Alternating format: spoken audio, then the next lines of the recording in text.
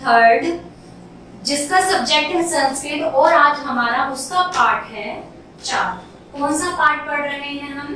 4। इससे पहले हम 3 पाठ पढ़ चुके हैं। पहले हमने वंदना का पूरा किया है, दूसरा हमने क्रिया का पूरा किया है, और तीसरे में हमने विभक्तियां पढ़ी थी।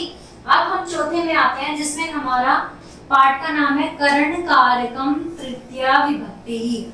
हम किसकी बात कर रहे हैं? करण कारक की तृतीय विभक्ति की। किसकी बात कर रहे हैं? तृतीय विभक्ति की। चलिए आइए, दिया है बालकः कम कलमेन लिखति। बालकः बालक, कमले कलमेन कलम। कलम यानी कि जो लिखने की पेंसिल होती है उसको कलम बोलते हैं। लिखति यानी कि लिखना। बालक कलम से लिखता है।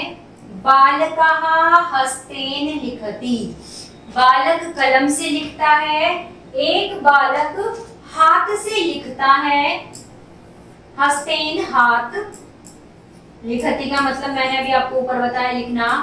अपि कलमेन लिखामि, क्या कह रहा है? अहम मतलब मैं, अपि मतलब भी, कमलेन कलम, लिखामि लिखना। मैं भी कलम से लिखता हूँ। बालको हस्ताभ्या नमतः। क्या कह रहा है? बालको, बालकों की हम बात कर रहे हैं। 2 बालक हस्ताभ्या यानी कि हाथ से, नमतः 2 बालक 2 हाथ से नमन कर रहे हैं। बालको बालक नेत्याभ्या पश्यतः। नेत्याभ्या मतलब आंख, 2 आंखों की बात हो रही है। 2 आंख, 2 बालक 2 आंखों से देखते हैं। पश्यतः देखना। बालको पाद्याभ्या चलतः। पादाभ्या मतलब पैर। 2 बालक दोनों पैर से चलते हैं। क्यों? यहाँ पर क्यों 2 की बात हो रही है बच्चों? क्योंकि यह द्विवचन में है, इसलिए। अब आ जाइए यहाँ पर, अश्वः पादोः धावन्ति। क्या कह रहा है? अश्वः पादोः यानी कि पैर, पैर की बात हो रही है। घोड़े पैर से दौड़ते हैं। पश्वः त्राणो जीवन्ति। प्राणो मतलब घास की बात कर रहे हैं। पश्वा यानी कि बहुत सारे पशु घास खाकर जीवित रहते हैं। जीवंती मतलब जीवित रहना। जना भोजने जीवंती। जना मतलब किसकी बात कर रहे हैं हम? जनों की, जिसमें स्त्री पुरुष सब आ सकते हैं। भोजना जीवंती, जीवंती मतलब जीवन यापन करना या जीना। जना भोजन खाकर जीवित रहते हैं। चलिए यहाँ आ जाइए। वृद्धः दंडेन चलति। वृद्धः किसकी बात हो रही है? बुजुर्ग की। बुजुर्ग दंडेन लाठी की बात हो रही है। चलति चलना। बुजुर्ग लाठी से चलता है। रामः कंदुकेन क्रीडति। रामः किसकी बात हो रही है? राम की।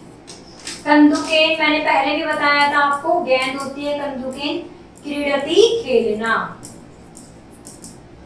राम गेंद से खेलता है। किससे खेलता है? राम गेंद से खेलता है। वया हस्तेन लिखाम। वया मतलब वह, हस्तेन हाथ, लिखाम लिखना। वह हाथ से लिखता है। जनः पाद्याभ्याः भ्रामन्ति। जना की बात हो रही है, मैंने बताया था आपको। जन पादाभ्याः पैरों से, भ्रमन्ति घूमना। 2 पैरों से घूम रहे हैं। बालकः पादभ्यः धावन्ति। 2 बालक 2 पैरों से क्या कर रहे हैं? धावन्ति मतलब दौड़ना। मित्राणि कन्दुकाभ्या क्रीडन्ति। कन्दुकाभ्या मतलब गेंद। मित्राणि दो गेंदों से खेल रहे हैं, क्योंकि द्विवचन की बात हो रही है यहाँ पर। आ जाइए।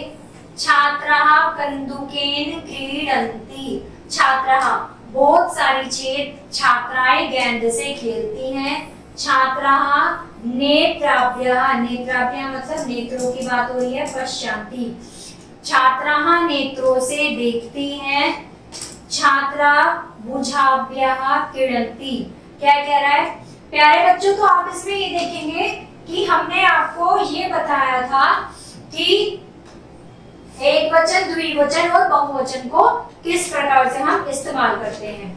छात्राः भुजाभ्यः मतलब हाथों से। आपने देखा होगा बच्चे इस तरह का खेल खेलते हैं ऐसे करके हाथों से, उसी खेल की बात हो रही है। छात्रा हाथों से खेलती है। शिक्षिका सुधा खंडेन लिखति। क्या बोल रहा है? शिक्षिका से बात हो रही है। किसकी बात हो रही है? सुधा खंडेन मतलब चौक। किसको कहते हैं?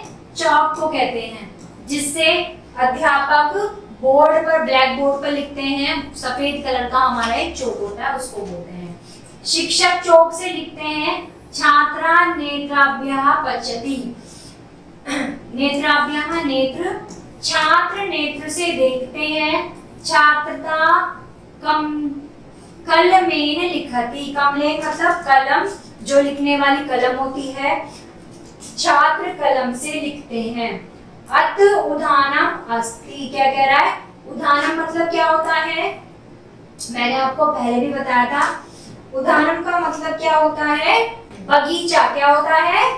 बगीचा। अत उद्यानम अस्ति। यह क्या है? बगीचा है।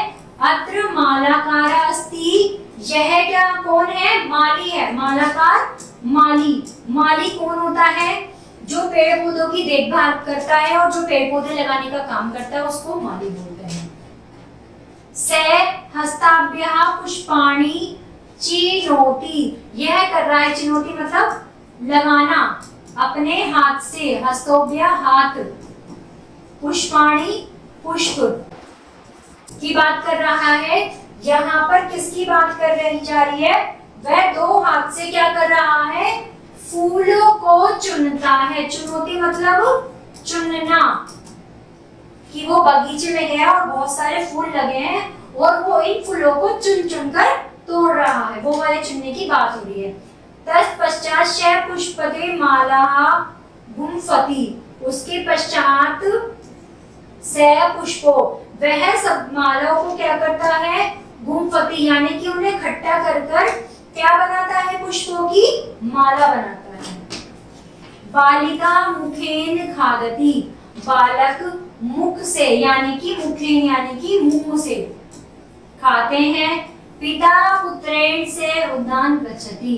पिता और पुत्र एक साथ बगीचे में जाते हैं। गजः पादो चलति। गजा मतलब हाथी। गजा हाथी। हाथी किससे चलता है? पादो मतलब पैर। हाथी पैर से चलता है। तो प्यारे बच्चों, ये था हमारा आज का पाठ, जिसमें हमने क्या पढ़ा था? हमने पढ़ा है करण कारकम तृतीय विभक्ति। करण कारण की कितनी विभक्ति पढ़ी हमने? 3 विभक्तियों को हमने पढ़ा है। तो आशा करती हूँ प्यारे बच्चों आपको ये पाठ समझ में आया होगा। अगर आपको कोई भी समस्या है तो आप कमेंट बॉक्स सेक्शन में कमेंट करके जरूर बताएं। और आपको ये मेरी मेहनत अच्छी लगी, इतने मेहनत से मैंने आपके लिए वीडियो बनाई है, तो वीडियो को लाइक जरूर करें।